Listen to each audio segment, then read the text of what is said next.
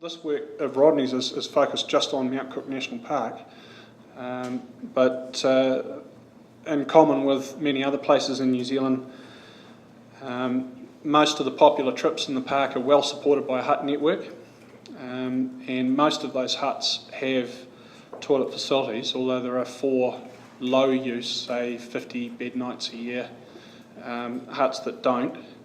And there are also a number of designated, non-designated campsites where there are no facilities. And in addition, as I think, was it Jesse this morning was speaking about, sometimes climbers get caught out, they get scared shitless, and they just got to go. So as you'll see in Rodney's presentation here, there was a move by the department. It was a local initiative to try and address that situation. Okay, just a quick bit of a refresher on yesterday. This is Mount Cook National Park here. That's oops, around the right way might help. Indicated by the red line there. Aoraki Mount Cook right in the middle. And the little wee flags, they indicate some of the huts in the park anyway. And I don't know if you can quite make it out here. This yellow line indicates that area that I was speaking about yesterday, the Tōpuni. Aoraki Mount Cook National Park is New Zealand's premier alpine environment. It's unquestionably one of the most dramatic and spectacular national parks in the world, and that's reflected in its World Heritage status.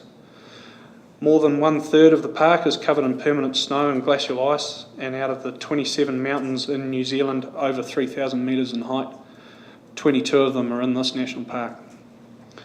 This landscape is significant in cultural, natural and recreational terms for many New Zealanders, both Pākehā and Māori, and also for the many international tourists that visit each year. This image here is of the Hooker Valley, and that's Aoraki Mount Cook in the background there.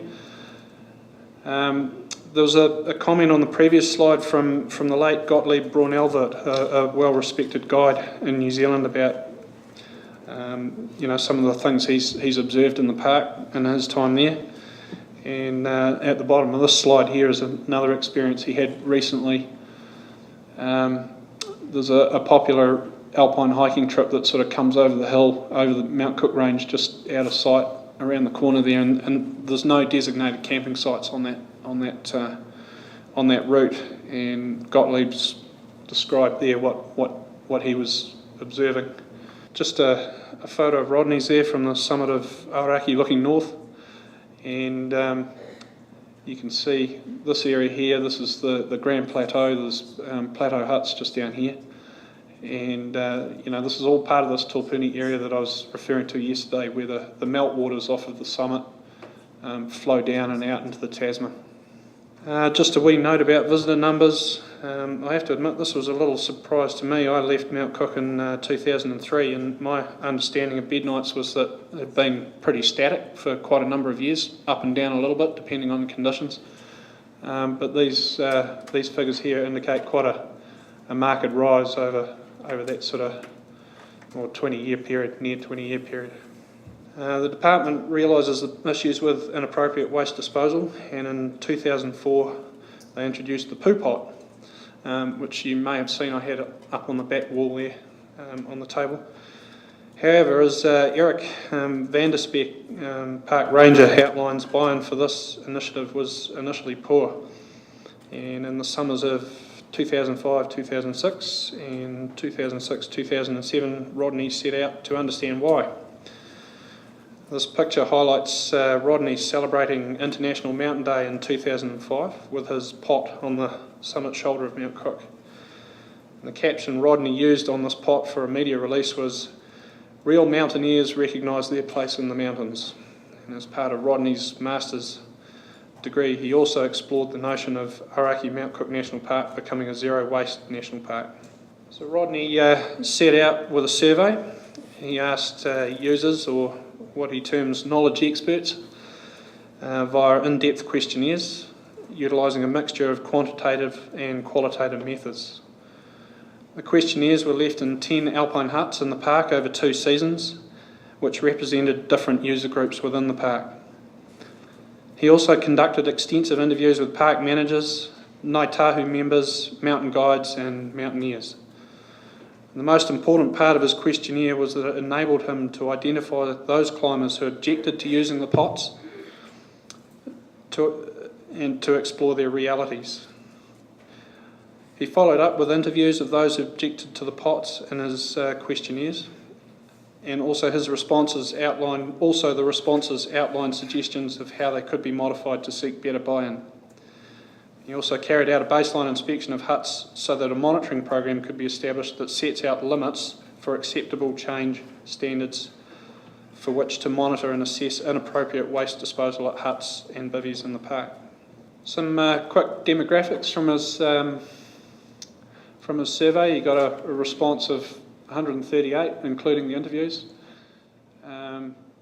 This apparently is reasonably typical of the New Zealand backcountry. And that's reasonably typical of the user group. And we'll have a little closer look at the other nationalities that we get in the area there in a moment, the next slide. And a 38% response rate from the questionnaires just left at the huts. Some countries of residence, New Zealand is just 27% of the whole sample. Quite a good representation from North America. And very good representation from Europe. Overview of his results. The department has an environmental care code which was released in the 1980s that's distributed at various visitor centres around the country, and there's a yellow plastic bag that's pinned to the wall at the back there that has the environmental care code on it. However, compliance with this policy in Aoraki Mountain Cook National Park amongst that user group was quite poor. Some respondents raised a misconception that human waste in the alpine region is natural and degrades in the alpine environment. 17% of respondents discarded of their human waste not in the infrastructure provided, including the pots, e.g. under a stone or on the glacier. The perceived acceptability of leaving biodegradable waste, i.e. food scraps, had an unexpectedly high response given the pack it in, pack it out prescription in the environmental care code.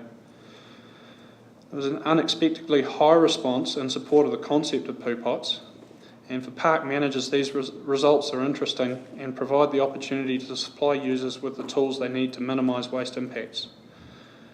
These results indicate that DOC needs to provide visitors with information on how to and why there is the need to minimise their waste in the park, and there was also the need to have a specific alpine care code. This slide, I don't expect you to get through all of that in the time that I've got up here, but just a sample of some of the responses. Of the 87% of respondents who outlined they were not using the poo pots, unexpectedly 26% of those indicated that they support the idea. Furthermore, 36% indicated that his questionnaire was the first time they had received any information about the pots. He acknowledges that supporting the idea and doing the two are totally different responses, but it is positive. So that, in a way, to me, relates back to some of the information that Wade and Doug were giving us before. Importantly, this study revealed several recurring factors contributing to the respondents' unwillingness to use poo pots, which could be rectified to make them more user-friendly, as the table reflects.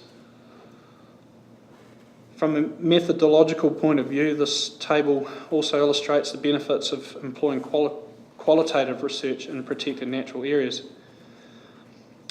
Aoraki Mount Cook National Park and that of New Zealand as a whole to date has largely relied on quantitative research that leads to numerical estimates that can be helpful for formulating the provision of visitor facilities. However, qualitative research attempts to understand the visitors' perceptions, their experiences, attitudes, preferences, expressed in their own words. This is an important prerequisite to informed management and provision of quality recreation opportunities. Respondents were concerned about the lack of information in general regarding waste disposal in the park. Although park managers generally do not have the opportunity to reach their visitors with a structured curriculum, they can educate visitors on site through environmental interpretation. Interpretive materials and staff guidance, particularly with ethical appeals, can reach many park visitors and minimise their impacts on the natural resources. And I guess just from personal experience, which kind of backs that up a little, I had the privilege to get into the Ruth Glacier on Denali National Park a few years ago, and I was quite impressed strolling into the visitors centre there and being accosted by a climbing ranger and frog marched off into a little side room there and given the hairy eyeball and sounded out whether we had our act together and whether we were the real thing or not, and being given the message about how we were expected to behave and whatnot in the park. I thought that was a really clever idea. The next slide's slightly technical. It's harking back to that term I referred to before, the limits of acceptable change. This diagram highlights the essential elements of an adaptive design for waste impact monitoring to inform management decisions in the park. The model requires managers in conjunction with stakeholders to identify objectives that can be implemented and evaluated. Monitoring compares conditions to standards set. If standards are exceeded, analysis evaluates the causal factors to aid effective management interventions. Incremental processes of learning and adapting determines the effectiveness of management actions. Using this framework, the core question is not what magic number of mountain users for an alpine zone is appropriate, but rather what are the appropriate or acceptable conditions for each alpine zone, and how do park managers manage for them. As a result of Rodney's research, the Department of Conservation released an educational program regarding the pots in the park and released a specific alpine care code, which is now printed on the side of the pot. Leave No Trace New Zealand and the New Zealand Alpine Club have released their directives which promote the use of the pots, and Leave No Trace contains cultural appeals as part of its curriculum. Rodney thinks that the pots can be further developed for further additional buy-in, and that a design student could explore this with branding assistance from retailers like Kathmandu, North Face, etc. In addition, using audio-visual aids in the visitor centres. Leave No Trace New Zealand is exploring the idea of a certificate for users. Managers need to focus on understanding rather than action. Limits of acceptable change focuses on conditions, not use limits. And this leads to more informed discussion about protected area values. This is especially important in the face of a pervasive mountain-based tourism industry. Just a wee epilogue to this, and I think I mentioned it yesterday, anecdotally at least, in the process of trying to obtain a pot for this conference, it seems that the uptake of these pots has improved quite dramatically. I had an email from Roger asking me to grab one if I could. I'd seen them the day before in the Conservancy office in Christchurch, and I rode in there to grab one, and they'd sold the last 8 to a hiking group about half an hour before. So they are now being sold more widely, not just at Mount Cook National Park. They cost $5 a shot, and there are a wider range of people electing to pick them up and use them.